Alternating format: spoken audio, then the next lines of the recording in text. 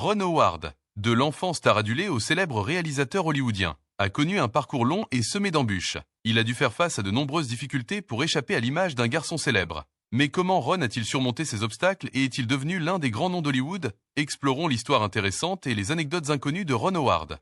Fort d'un milieu familial solide et d'une expérience précoce, Ron Howard a progressivement développé une carrière prometteuse. Dès ses premiers pas dans l'industrie du divertissement, examinons de plus près son parcours d'enfant star à réalisateur hollywoodien légendaire. Les premières années, de l'Oklahoma à Hollywood. Ron Howard, né le 1er mars 1954 à Duncan, dans l'Oklahoma, a connu un début unique dans le monde des arts, bien que sa famille ne soit pas composée d'artistes célèbres. L'amour de ses parents pour les arts du spectacle a jeté des bases solides pour la suite de sa carrière. Le père de Ron, Rance Howard, était acteur et scénariste, tandis que sa mère, Jean Spiegel Howard, était également actrice.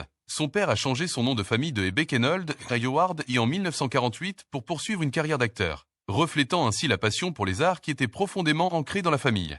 Le parcours de Ron Howard dans l'industrie du divertissement a commencé très tôt. À l'âge de 18 mois, il fait sa première apparition à l'écran dans le film Frontier Woman, 1956. Peu après, à l'âge de 2 ans, Ron a joué dans une pièce de théâtre populaire, The Seven Year Itchy. Cependant, ses premiers pas ne sont pas le fruit du hasard, mais le résultat des conseils dévoués de ses parents, en particulier de son père, Rance Howard. C'est Rance qui, le premier, a reconnu le potentiel d'acteur exceptionnel de son fils et l'a aidé à développer son talent dès son plus jeune âge. Encouragé par ses parents, Ron Howard commence sa carrière à la télévision par de petits rôles dans des émissions populaires de l'époque. Il a notamment joué dans The 90 Minutes Theatre, The Dupont Show with June Allison, Twilight Zone et Denny the Menace. Ces expériences ont permis à Ron de mûrir dans sa profession et d'apprendre auprès de collègues expérimentés. La particularité de la carrière de Ron à cette époque réside dans la façon dont ses parents l'ont géré. Malgré sa célébrité croissante, la famille Howard a toujours mené une vie familiale discrète et Ron a pu avoir une enfance proche et normale, ce qui est rare pour un enfant star. Lorsque la famille Howard a déménagé à Burbank, en Californie, Ron a poursuivi ses études à l'école primaire Robert Louis Stevenson, puis à l'école secondaire John Burroughs. C'est dans cet environnement scolaire que Ron a non seulement développé ses talents d'acteur, mais aussi appris la discipline nécessaire à une carrière à long terme dans l'industrie du divertissement. L'une des plus grandes influences dans la vie et la carrière de Ron a été son père, qui n'était pas seulement un professeur, mais aussi une personne qui lui a transmis des valeurs profondes sur le métier d'acteur. Rance Howard n'a pas seulement appris à Ron à jouer, il lui a aussi expliqué comment comprendre et maîtriser une scène. Il a toujours insisté sur l'importance de comprendre le message que chaque scène voulait transmettre, ce qui a aidé Ron à développer une approche artistique unique pour sa future carrière d'acteur et de réalisateur. Cette préparation minutieuse a aidé Ron à relever les défis de ses premiers emplois, en particulier à la télévision en direct, où la précision et la confiance étaient essentielles. Fort de cette base solide, Ron Howard a progressivement fait de l'industrie du divertissement son cadre de vie et de travail. Comme un enfant qui grandit dans un cirque, il apprend à combiner l'art et la discipline et fait l'expérience de l'atmosphère de créativité et de résolution de problèmes. Ces expériences ont fortement influencé la carrière de réalisateur de Ron dans les années qui ont suivi, lorsqu'il a commencé à créer des films célèbres et est devenu l'un des plus grands noms d'Hollywood. S'appuyant sur les précieuses leçons que Ron Howard a apprises au cours de ses années passées dans l'émission The Andy Griffith Show, son parcours est entré dans une nouvelle phase, au cours de laquelle les compétences et les connaissances qu'il a accumulées ont commencé à façonner son impressionnante carrière de metteur en scène. L'ascension vers la gloire, l'époque du Andy Griffith Show. La vie de Ron Howard a pris un nouveau tournant en 1960, lorsqu'il a décroché le rôle d'Opie Taylor dans l'émission The Andy Griffith Show. Ron Howard n'avait que 5 ans à l'époque et tenait une tortue jouée dans sa première scène, essayant de faire semblant que la tortue était réelle et morte. C'est un moment que Ron Howard n'oubliera jamais et qui a jeté les bases de son voyage de 8 ans dans le Andy Griffith Show, qui deviendra le Ron Howard's Opie Taylor. La route vers Mayberry n'a pas été facile. Ian Howard a été la deuxième personne choisie pour le rôle. Le producteur Sheldon Leonard a dû attendre la fin d'une autre émission pour que je puisse jouer le rôle d'Opie. Ron Howard avait donc encore plus l'impression que c'était le destin qui l'avait amené dans l'Andy Griffith Show. Le rôle d'Opie Taylor n'était pas seulement une opportunité, mais aussi un énorme défi pour Ron Howard à un si jeune âge.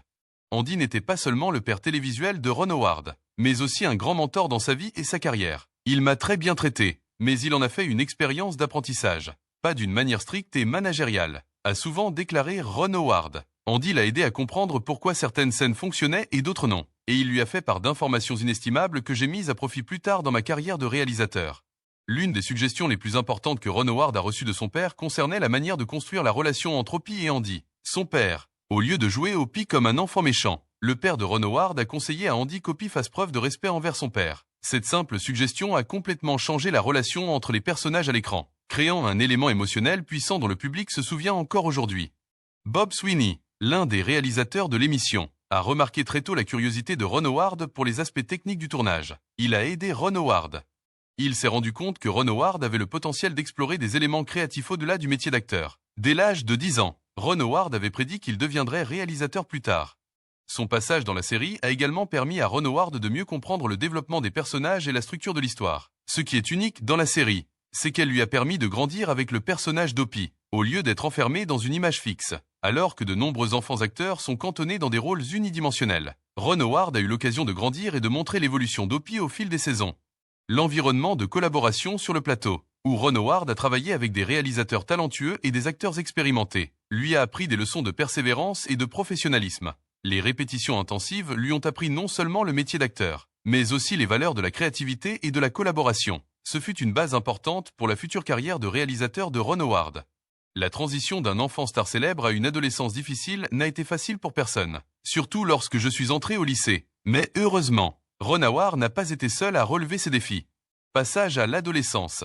Ron Howard a toujours pu compter sur le soutien de ses parents, qui l'ont non seulement épaulé, mais ont également donné la priorité à son éducation, ce qui l'a aidé à garder l'équilibre pendant ces périodes difficiles. Les années où il a grandi à l'écran ont comporté de nombreux défis, qu'il s'agisse des problèmes d'acné ou des restrictions de travail imposées par les lois sur le travail des enfants. Cependant, Ron Howard a toujours conservé sa passion pour le métier d'acteur et n'a jamais songé à abandonner. Au cours de cette période d'adolescence, Ron Howard s'est rendu compte que l'industrie du divertissement pouvait facilement remplacer un jeune par un acteur de plus de 18 ans qui pouvait travailler sans limite de temps. L'industrie de l'art dramatique est donc devenue extrêmement compétitive et n'en est pas moins exigeante. Cependant, malgré des changements difficiles, Ron Howard était déterminé à poursuivre dans cette voie.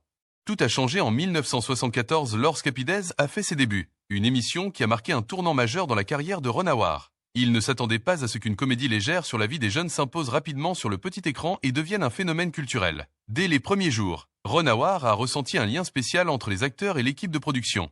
Il n'y voyait pas seulement un travail, mais aussi l'occasion de créer quelque chose de spécial. La surprise la plus agréable a été de constater que le matériel était si bon et que personne ne considérait cela comme un travail. Se souvient Ron Howard. Au contraire, ils considéraient tous que c'était amusant et qu'ils essayaient de faire quelque chose de vraiment bien. La 4e saison de la série est devenue l'émission de télévision la plus regardée en Amérique, créant un impact profond et durable sur la culture populaire. Le succès de Happy Days n'est pas seulement dû à sa popularité, mais aussi aux relations solides que les acteurs ont nouées ensemble pour en faire un succès. Les moments vécus pendant cette période ont été non seulement mémorables, mais aussi des leçons sur les liens qui unissent les personnes, sur le pouvoir de la collaboration sur le lieu de travail. Malgré un emploi stable dans Happy Days, Ron Howard n'a jamais négligé ses études. Poursuivre ses études tout en tournant était un véritable défi. Ron Howard s'inscrit à temps partiel à l'Université de Californie, se concentrant sur des cours de psychologie et de biologie. L'université a pris des dispositions spéciales pour l'aider à étudier, en lui envoyant ses examens par courrier ou en lui permettant d'étudier de manière indépendante. Ron Howard n'a jamais pu étudier à temps plein, mais il ne s'est jamais senti démuni pour autant. « Je savais ce que je voulais et je le faisais », a déclaré Ron Howard lors d'une interview.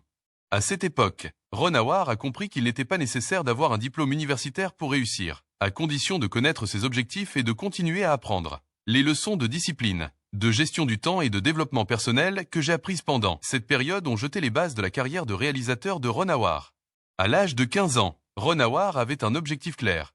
Je voulais être réalisateur. Le fait de connaître cet objectif dès le départ l'a aidé à aborder son travail avec détermination. Ron Howard a commencé à considérer le métier d'acteur non seulement comme un moyen d'être célèbre, mais aussi comme une occasion d'apprendre et de se préparer à sa future carrière.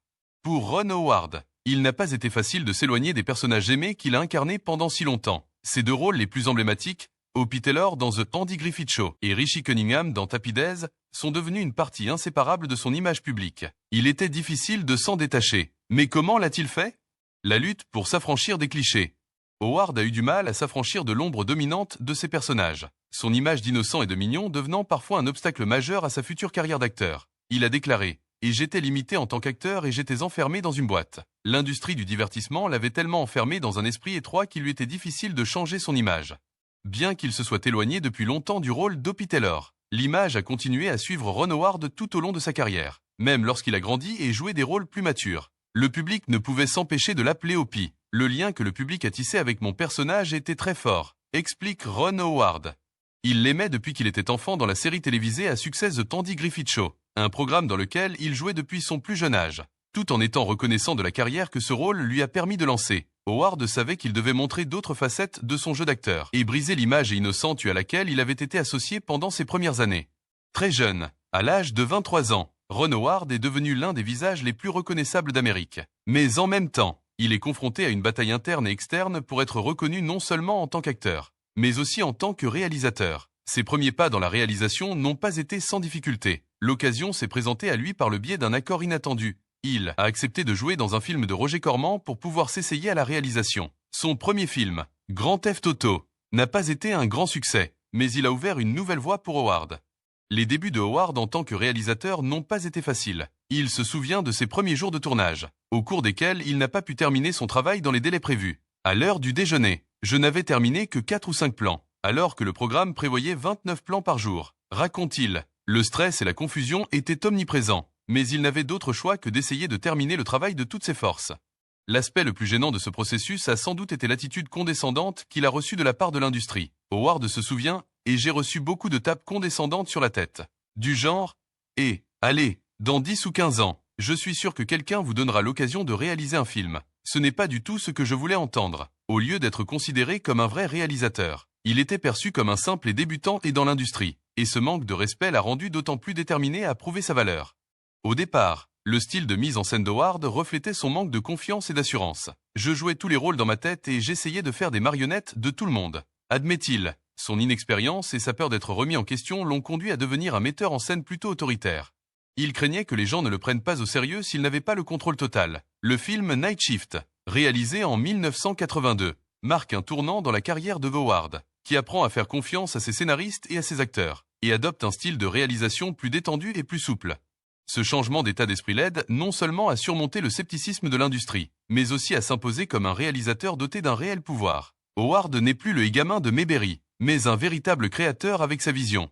Ce qui motive Ron Howard en tant que réalisateur, c'est sa passion pour la narration. Il a toujours été curieux de savoir comment le monde fonctionne, comment les gens interagissent et comment ils relèvent les défis, comment nous nous définissons dans notre travail, ce qui est le plus important dans notre vie personnelle, explique Ron Howard. Le parcours de Ron Howard en tant que réalisateur a commencé en 1977, alors qu'il n'avait que 23 ans, mais la route n'a pas été facile. Derrière la caméra, les premiers défis de Ron Howard. À cette époque, Howard est déjà connu grâce à ses rôles d'Opie Taylor dans The Andy Griffith Show et de Richie Cunningham dans Happy Days. Mais il veut s'éloigner de son image de star de la télévision et faire ses preuves en tant que réalisateur. Pour ce faire, Howard a pris une décision audacieuse. Il a conclu un accord avec Roger Corman selon lequel il jouerait dans Hit My Dust de Corman s'il avait l'occasion de réaliser son premier long-métrage. Cet accord a débouché sur Grand Theft Auto 1977, qu'Howard a non seulement réalisé mais aussi coécrit avec son père. Cependant, le chemin vers la réalisation n'est pas facile.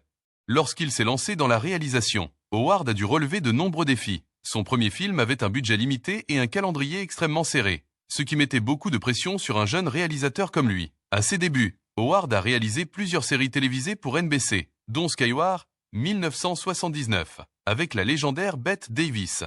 Travailler avec Madame Davis a été une expérience mémorable, non seulement parce qu'elle était une légende de l'industrie, mais aussi en raison de son attitude sévère. Davis appelait Howard et Mr. Howard eut au lieu du titre familier auquel il s'attendait, jusqu'à ce qu'elle commence à se sentir à l'aise avec lui. Leur relation a permis à Howard de réaliser qu'il n'est pas facile d'établir la crédibilité et la confiance dans l'industrie.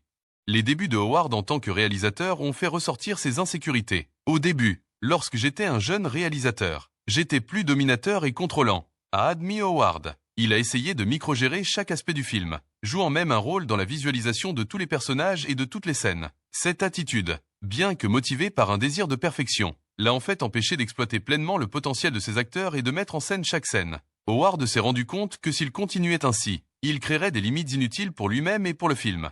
Son insatisfaction à l'égard de son travail de réalisateur devient progressivement évidente. Howard s'est rendu compte qu'il avait beau tout contrôler, il n'atteignait toujours pas le niveau de réussite que méritaient les histoires qu'il voulait raconter. Il s'est également rendu compte que même si les personnes qui l'entouraient travaillaient dur, elles ne pouvaient pas vraiment contribuer sans liberté de création. Il a donc commencé à chercher une approche différente. Une approche qui créerait un espace pour plus de collaboration et de liberté créative dans le processus de réalisation.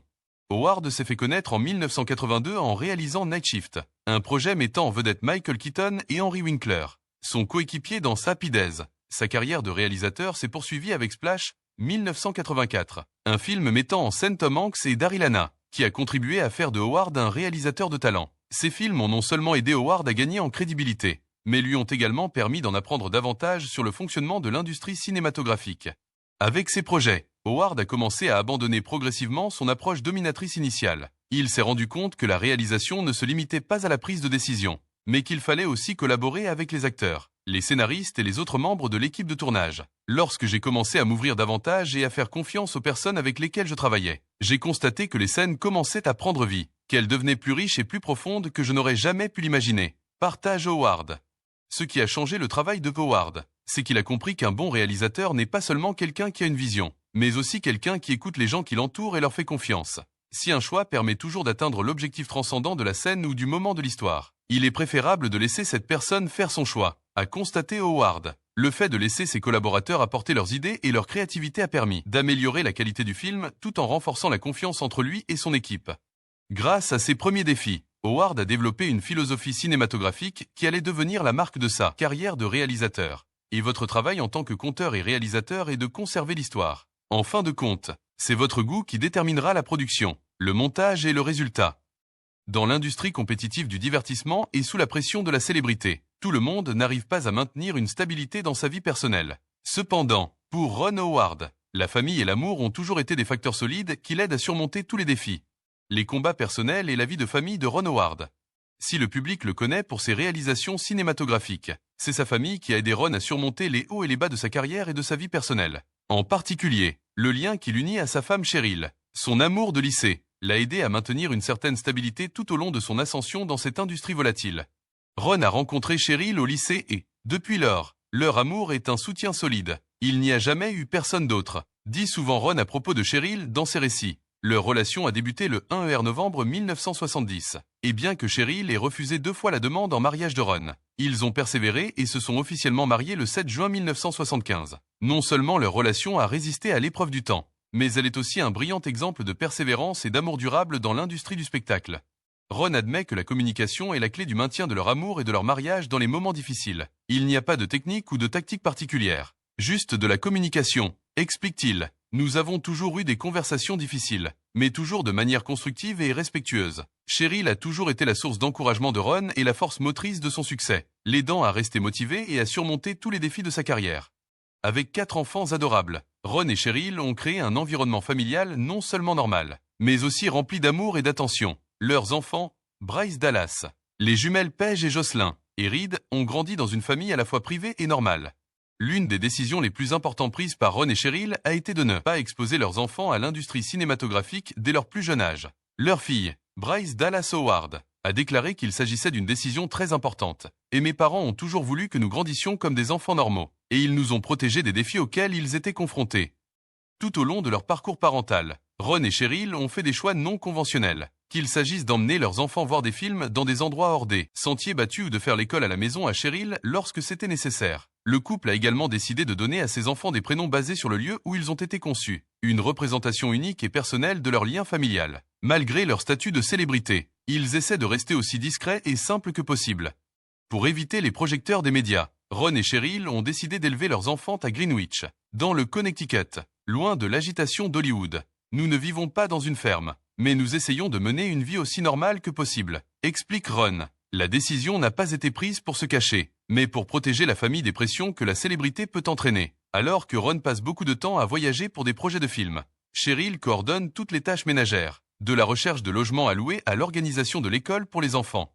La relation étroite entre Ron et Cheryl a créé une base solide pour la famille. Cheryl a fait preuve de patience et de talent pour maintenir la stabilité au sein de la famille. Ce que Ron a toujours apprécié. Cheryl a beaucoup de mérite pour la stabilité qu'elle apporte à notre famille, a déclaré Ron. Ayant lui-même 4 enfants, Ron est fier de voir chacun de grandir et réussir. Lorsque quelque chose se passe bien dans la vie de mes enfants, c'est la plus grande satisfaction que je puisse ressentir, dit-il. Les petits-enfants de Ron et Cheryl apportent aujourd'hui une grande joie à la famille, et le fait de voir leur famille s'agrandir les rend heureux et comblés. Aujourd'hui, Ron et Cheryl sont non seulement de fiers parents, mais aussi les grands-parents de 6 petits-enfants, témoins des nouvelles réalisations que la génération suivante continue de créer. La croissance et la réussite de leurs enfants et petits-enfants témoignent de l'attention et des sacrifices d'une famille hollywoodienne. Mais c'est avant tout une histoire d'amour, de persévérance et de soutien absolu que Ron et Cheryl se sont apportés l'un à l'autre tout au long de leur long parcours. Parallèlement à ses grandes réussites, il a dû faire face à de nombreux échecs et défis. Comment ces expériences difficiles ont-elles influencé sa vision de la carrière et de la vie? Échecs et déceptions professionnelles. L'un des plus grands défis de la carrière d'Howard a été l'échec au box-office. Bien qu'on s'attende à ce qu'il rapporte d'énormes recettes, certains de ses films récents n'ont pas attiré le public comme prévu. Solo, A Star Wars Story, bien qu'il fasse partie d'une franchise extrêmement célèbre, n'a rapporté que 393 millions de dollars dans le monde, bien en deçà des attentes initiales. Inferno et In the Heart of the Sea ont également connu de graves échecs financiers, n'atteignant pas le succès escompté malgré des investissements et une promotion importants. En ce qui concerne Solo en particulier, certains ont accusé la lassitude de la franchise et des problèmes externes que Howard ne pouvait pas contrôler, mais il met en cause des facteurs tels que le moment de la sortie et les attentes du public. L'un des échecs les plus décevants de la carrière de Howard a été l'accueil réservé par la critique à Hillbilly Elegy 2020, malgré sa grande foi dans le projet et les performances des acteurs, en particulier celle de Glenn Close. Le film a reçu des critiques négatives. Howard espérait que Hillbilly Elegy serait un témoignage sur les personnes qui luttent pour surmonter des circonstances familiales difficiles. Mais l'écart entre ses intentions et l'accueil du public a été choquant. Les critiques ont reproché au film de manquer de sophistication et de charme, ce que Howard a du mal à accepter, même s'il reconnaît que cette distinction est parfois un élément inévitable de l'industrie cinématographique. Malgré les difficultés rencontrées au niveau de la réception et du box-office, Howard a également dû faire face à de profonds regrets personnels. L'un de ses plus grands regrets concerne sa relation avec sa mère. Avec le recul, Howard s'est rendu compte qu'il n'avait pas assez apprécié sa mère, ce qui lui pèse encore aujourd'hui. Une carrière à Hollywood ne pouvait pas le protéger des erreurs humaines et des mauvaises décisions dans ses relations personnelles. Cependant, après les échecs et les défis, Ron Howard a appris à aborder sa carrière avec un état d'esprit différent. Il a commencé à comprendre que chaque projet ne devait pas être un chef-d'œuvre et que chaque film ne serait pas un succès. Il est important de toujours donner le meilleur de soi-même et de ne pas se mettre trop de pression. Howard a expliqué qu'il avait appris de ceux qui l'avaient précédé, comme le réalisateur Frank Capra, que tout triomphe s'accompagne de revers, et qu'il est important de ne pas laisser ces revers définir sa carrière. L'industrie cinématographique, avec sa dureté et ses changements constants, exige de la résilience et la capacité de tirer des leçons de l'échec. Howard a connu de nombreux échecs majeurs, notamment dans In the Heart of the Sea, Rush, The Dilemma et Inferno. Mais au lieu de se décourager, il a toujours cherché à tirer des leçons de chaque échec. Il s'est rendu compte que la réalisation d'un film ne consiste pas seulement à créer une grande œuvre, mais aussi à se rapprocher du public, à comprendre ses besoins et à accepter que la réponse ne soit pas toujours celle à laquelle on s'attendait. En fin de compte, ce qui permet à Ron Howard de continuer, c'est de comprendre que la réalisation d'un film est une question de communication. Il a appris que lorsqu'on partage une histoire avec un public, le défi consiste à comprendre la question qu'il pose et à trouver la bonne réponse, même si la réponse n'est pas toujours celle qu'il attendait. Chaque échec est l'occasion de grandir et de progresser dans sa carrière. Après des années de travail dans l'industrie cinématographique, Ron Howard a prouvé que sa carrière ne se résume pas à des films célèbres ou à des récompenses prestigieuses. Il a également eu un impact profond sur le fonctionnement d'Hollywood. Mais n'a-t-il jamais imaginé qu'il deviendrait un pionnier de l'élargissement des possibilités offertes aux nouveaux talents dans l'industrie? L'héritage et l'impact de Ron Howard. En repensant à son parcours d'enfant acteur à cinéaste légendaire, Ron Howard n'aurait jamais imaginé qu'il se construirait un héritage solide qui va au-delà de la réalisation. En plus de sa carrière de réalisateur, il a également eu un impact profond sur l'industrie cinématographique en fondant Impact Creative Systems avec Brian Grazer en 2018. Avec cette société, ils ont entrepris de remodeler la façon dont les talents entrent à Hollywood. Ron Howard a toujours pensé que sa plus grande contribution était de démocratiser l'accès à l'industrie du divertissement. Grâce à Impact Creative Systems, Ron et Brian Grazer ont aidé plus de 600 créateurs à participer au programme d'accélération, ouvrant ainsi d'immenses possibilités aux talents sous-représentés. Nous sommes enthousiasmés par le potentiel d'Impact à transformer les carrières dans des domaines où l'industrie de l'écran connaît une pénurie de compétences particulières, a déclaré Ron dans un récent communiqué. Le programme a non seulement permis de découvrir de nouveaux talents, mais il a également entraîné des changements significatifs et perturbateurs dans l'industrie du divertissement. L'un des principaux développements a été le partenariat entre Impact et Netflix, afin de trouver de nouveaux talents pour des projets télévisuels et cinématographiques. En outre, des écrivains ont été intégrés à des programmes créatifs, tels que Doom Patrol, ce qui a permis de découvrir des talents d'écriture unique. Ces projets ont non seulement été bien accueillis, mais ils ont également été vendus à de grands studios dans le monde entier, élargissant ainsi les opportunités pour les créateurs de nombreux pays. En 2021, Ron Howard et Brian Grazer se sont associés à Screen Kunstland pour encadrer 4 professionnels émergents dans la production de 13 Lives, un programme de 12 semaines axé sur les rôles clés de l'industrie cinématographique tels que la conception de costumes, la conception de décors, la comptabilité et l'assistanat à la mise en scène. Le projet lui-même a créé des emplois pour plus de 275 acteurs et membres de l'équipe, contribuant ainsi à hauteur de 45 millions de dollars à l'économie du Kunstland. Cette initiative a non seulement stimulé l'économie locale, mais elle a également démontré l'engagement de Ron Howard à encourager les talents sur les lieux de tournage de ses projets. L'engagement d'Impact s'étend au monde entier, les programmes de la société recevant des candidatures de plus de 98 pays, dont le Nigeria, la Malaisie, l'Inde et la Colombie. La participation de talents du monde entier reflète l'objectif de Ron Howard d'étendre son influence au-delà d'Hollywood et d'encourager les talents internationaux à s'épanouir dans l'industrie cinématographique. Le parcours de Ron Howard a été récompensé par des prix prestigieux, qui témoignent de son dévouement et de son impact considérable. Il a notamment remporté 2 Oscars pour Un bel esprit, meilleur réalisateur et meilleur film, 6 Emmy, 2 Golden Globes et un Grammy. En outre, il a reçu la National Medal of Art en 2003 et a été intronisé au Television Hall of Fame en 2013. Cependant, pour Ron, ce ne sont pas les récompenses qui comptent, mais les histoires qu'il a racontées et les vies qu'il a touchées. Ses succès ne sont pas seulement des jalons personnels, ils témoignent aussi de l'impact des histoires qu'il raconte au public. Ses projets récents continuent de démontrer sa capacité à repousser les limites. Le documentaire sur les Beatles 8 Days a Week a apporté un regard neuf sur la première visite du groupe aux États-Unis, captant l'attention du public dans le monde entier. 13 Lives a été salué pour sa narration précise et honnête, Paul Thomas Anderson l'ayant qualifié de meilleur film américain de 2022. Ce sont là des exemples clairs de l'engagement de Ron Howard à raconter des histoires honnêtes et émouvantes. Que pensez-vous des efforts déployés par Ron Howard pour créer des opportunités pour les nouveaux talents dans l'industrie du divertissement? Veuillez partager vos réflexions dans la section des commentaires ci-dessous. Et n'oubliez pas d'aimer la vidéo et de vous abonner à la chaîne pour des mises à jour plus